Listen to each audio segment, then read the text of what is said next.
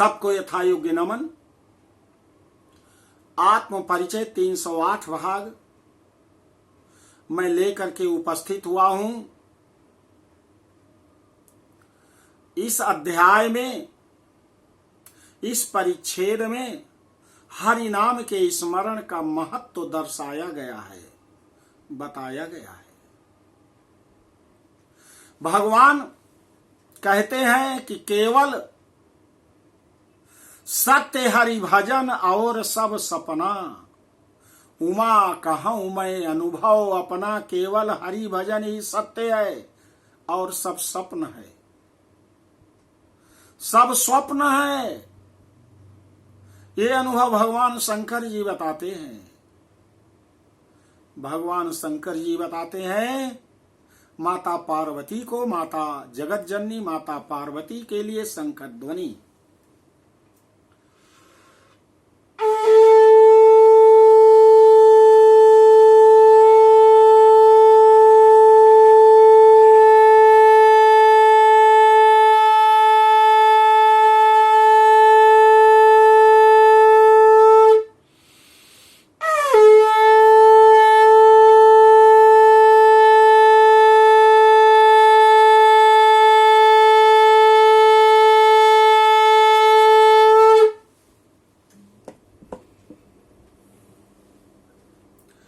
कबीर दास कहते हैं कि संसार में हर व्यक्ति चिंतित है।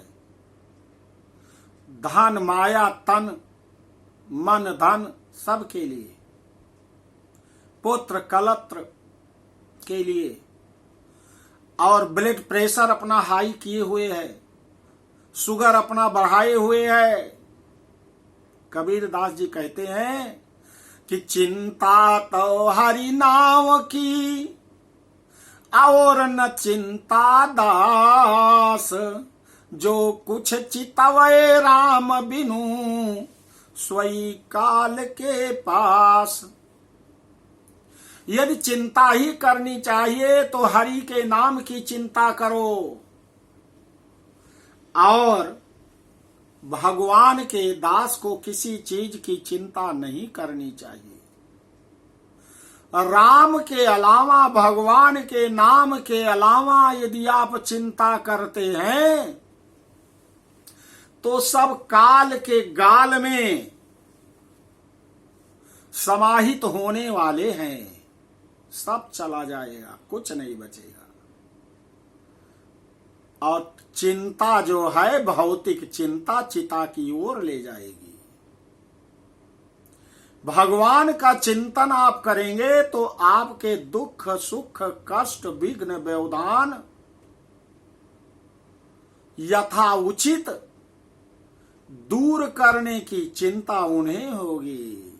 इसलिए बड़े प्रेम से भगवान का नाम लेना चाहिए। गरुण जी अच्युतम केशवम राम नारायणम कृष्ण दामोदरम वासुदेवम हरिम श्रीधरम माधवम गोपिका वल्लभम जानकी नायकम रामचंद्रम भजे। जानकी नायकम रामचंद्रम भजे। कमल नयन वासुदेव विष्णु धरणि धरा अच्युत तान पापान। कमल नयन वासुदेव विष्णु धरणि धरा अच्युत शंख चक्र पाणे। भाव शरणम इति रयन्ति एवै त्यज भट दूर तरेण तान पापान।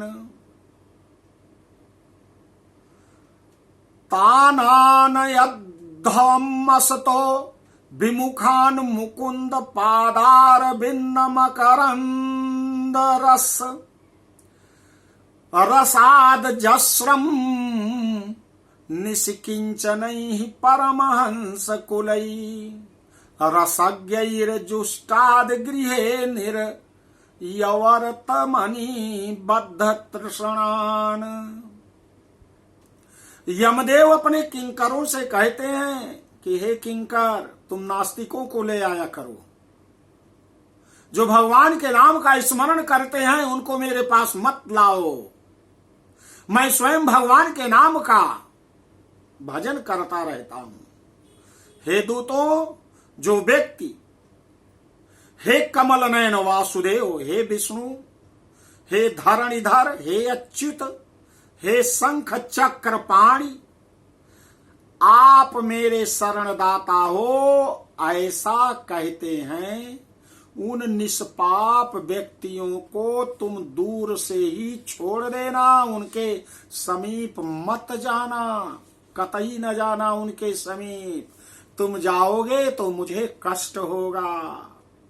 जो निष्किंचन और रसज्ञ परमहंसों के द्वारा निरंतर आस्वादित भगवान मुकुंद के पादारविंद मकरंद रस से विमुख है, अर्थात भगवत भक्ति से विमुख है, और नरक के मूल गृहस्थी के प्रपंच में तृष्णा से आबद्ध हैं, ऐसे असत पुरुषों को मेरे पास लाया करो। जिह्वा न वक्ति भगवद गुणा नाम ध्येयम चेतश्च न स्मरति तत्चरणारविंदम कृष्णाय वो नमति अच्छिर एकदापि तान नयध्वम सतो अकृत विष्णु कृत्यान तस्मात् संकीर्तनम विष्णोर्जगन मंगलम हंसाम महताम अपि पक्षेन्द्र विद्यैकांतिक निष्कृताम। जिसकी जिह्वा भगवान के गुण और नाम का कीर्तन नहीं करती, चित्त भगवान के चरण अरविंद कमलों में नहीं रमती, सिर का एक बार भी भगवान को प्रणाम नहीं करता, ऐसे विष्णु के आराधना उपासना आदि कृत्यों से रहित असत पुरुषों को मेरे पास ले आओ। इसलिए हे गरुण जी, जगत में मंगल स्वरूप भगवान विष्णु का कीर्तन ही एकमात्र महान पापों के आत्यांतिक और ऐकांतिक निर्वृत्ति का प्रायश्चित्त है, ऐसा जान लो। प्रायश्चित्तानि चीर्णानि नारायण परांग मुखाम ना निष्पुनन्ति दुर्बुद्धिम सुरा कुंभम इवापगा कृष्ण नामना ना नरकम पश्यन्ति गत किल्बिषा यमं चा तद भटांश्चयु स्वप्ने अपि न कदाचन। नारायण से विमुख रहने वाले व्यक्तियों के द्वारा किए गए प्रयाश्चित आचरण भी दुर्बुद्धि प्राणी को उसी प्रकार पवित्र नहीं कर सकती जैसे मदिरा भरे घट को गंगा जी सदृश नदियां नहीं पवित्र कर सकती हैं। भगवान कृष्ण के नाम स्मरण से पाप नष्ट हो जाने के कारण जीव नरक को नहीं देखता है और स्वप्न में भी कभी यम तथा यमदूतों को नहीं देखते हैं। मानसा स्थिर वक्तवत काये वैतरण्याम पतेन सह यौवन्ते दद्याद द्विजेभ्यश्चा नंद नंदन गामिति अतः स्मरेन महाविष्णोर नाम पौघ नाशनम गीता सहस्त्र नामानि पठेद वा शृणुयादपि।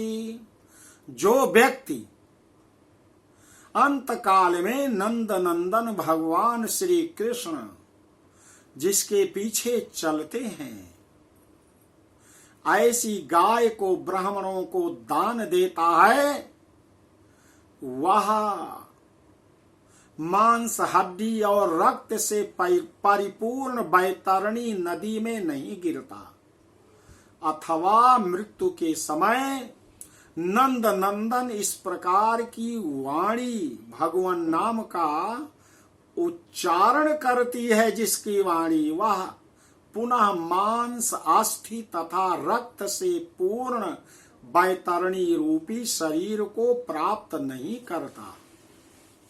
यह शरीर ही बैतरणी नदी है और इस शरीर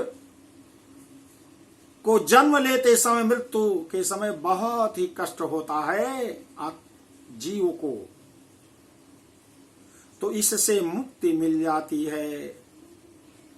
इसलिए द्विज कहते हैं, द्विज माने जिसका दोबारा जन्म होता है, दांत 2 बार निकलते हैं उनको द्विज कहा गया है। पक्षी को द्विज कहा गया है, जो सबसे पहले अंडा निकलता, अंडे से बच्चे निकलते हैं। और जन्मना जायते शूद्र संस्कारात द्विजुच्यते, जन्म से तो हर व्यक्ति, हर जीव क्षुद्र होता है जन्म लेने के बाद, और संस्कार से द्विज बन जाता है। तो जो भी भगवान के नाम को स्मरण करता है वह हर प्रकार से मुक्ति प्राप्त कर लेता है। तो यह आपने गरुड़ पुराण के श्लोक संख्या 24 तक आपने सुना। इसके आगे का परिच्छेद आपको आगे सुनाया जाएगा। इसलिए सबसे पहले शंखध्वनि और माता भगवती गरुड़ध्वज भगवान श्री नारायण का स्मरण करते हुए बोलो गरुड़ध्वज भगवान की जय।